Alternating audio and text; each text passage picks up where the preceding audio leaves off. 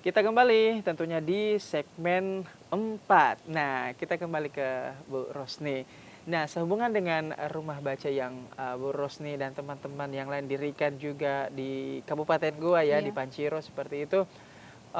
Kira-kira sejak berdirinya sampai sekarang ini koleksi buku yang sudah ada itu apa saja Iya. yang ada di dalam? Iya, kalau dari awal Kak ya, karena kami awalnya mengumpulkan donasi buku itu door to door, jadi buku apapun, genre apapun yang kemudian diberikan oleh para donatur, itu kami tetap ambil, tetap himpun, kemudian kami pilah.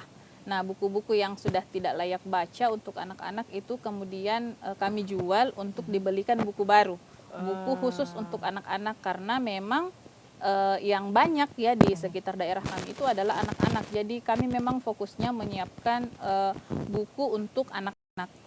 Untuk sejauh ini yang baca nih kan segmennya kan anak-anak, Iya, walaupun mungkin tidak menutup kemungkinan juga dewasa juga. betul. Ya. Usia-usia dewasa seperti itu maksudnya bisa kebanyakan mereka baca apa nih, dongeng kah atau mata pelajaran atau apa Iya. seperti itu. Kalau yang sebenarnya kami menyiapkan beberapa jenis buku Kak ya, seperti yang Kakak sampaikan tadi. Jadi meskipun fokus kami adalah anak-anak, tapi terkadang ada juga ibu-ibu yang sering singgah ketika habis nganter anaknya ngaji, singgah juga di rumah baca, menemani anaknya membaca sambil buka-buka buku. Jadi selain buku bacaan anak-anak, kami ada komik anak-anak ya, tentu saja yang sudah kami pilah yang layak baca.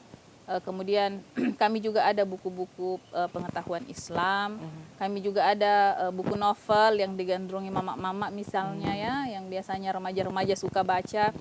Kalau sejauh ini respon masyarakat dan pemerintah setempat itu seperti apa? Iya, jadi di awal pendirian ya di tahun 2012 itu pada saat itu belum terlalu responsif karena mungkin penganggarannya belum ada untuk itu ya. Sehingga untuk penyediaan sarana dan prasarananya itu memang betul-betul kami dari founder dan teman-teman yang lain. Kita akan kembali usai jeda berikut ini, tetaplah bersama kami di Bukan Perempuan Biasa.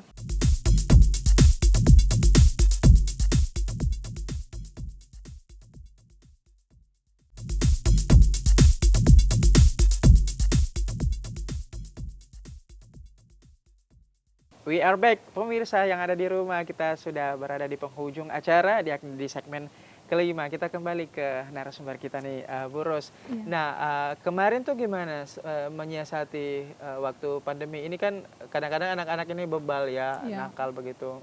Pakai maskernya pasti kan sering dibuka-buka, itu gimana Betul. tuh? Ya, jadi kemarin sempat ada cerita lucu Kak ya. Jadi kan anak-anak mereka dipaksa untuk terbiasa menggunakan masker. Kami sudah siapkan di depan rumah baca itu untuk cuci tangan, hand sanitizer dan sebagainya. Kami juga ada siapkan masker kalau misalnya anak-anak datang dan tidak pakai masker. Tapi yang namanya anak-anak tetap saja ada yang kadang lama duduk langsung buka maskernya lagi, Betul. kadang ditarik lagi ke bawah maskernya karena ya itu jadi tantangan tersendiri lah buat kita. Jadi memang di situ selain mendampingi anak-anak belajar karena mereka biasanya ada tugas daring dari sekolah. Nah, kalau rumah baca ini kan alhamdulillah sudah memang berjalan dan banyak juga minat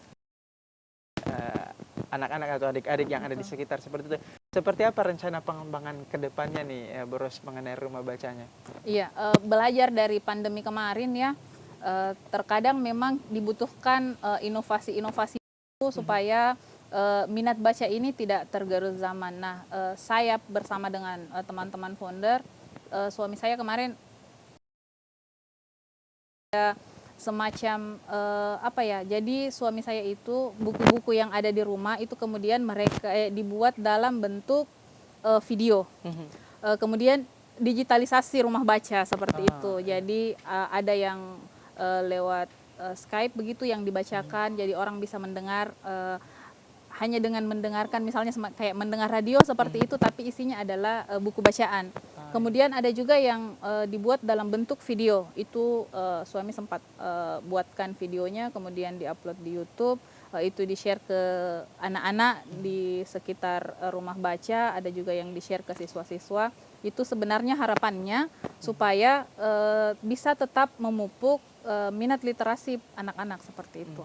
Iya, semoga ini bisa apa ya, segera terrealisasi ya Amin, dengan ya Allah. proses-proses yang bisa dimudahkan oleh Betul. Allah Subhanahu wa taala Amin. seperti itu.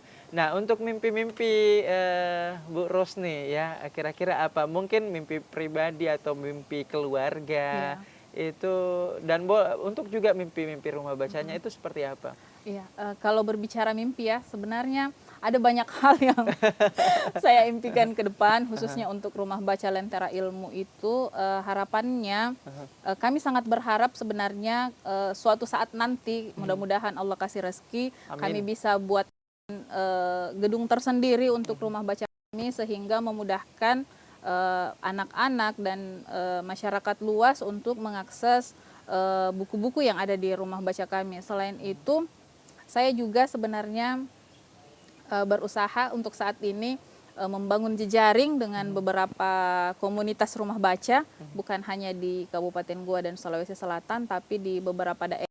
Kami pernah ada jejaring dengan 1001 buku. Harapannya ke depan semakin banyak orang yang mengambil peran untuk menumbuhkan minat literasi di Indonesia ini. Iya, ini luar biasa sekali.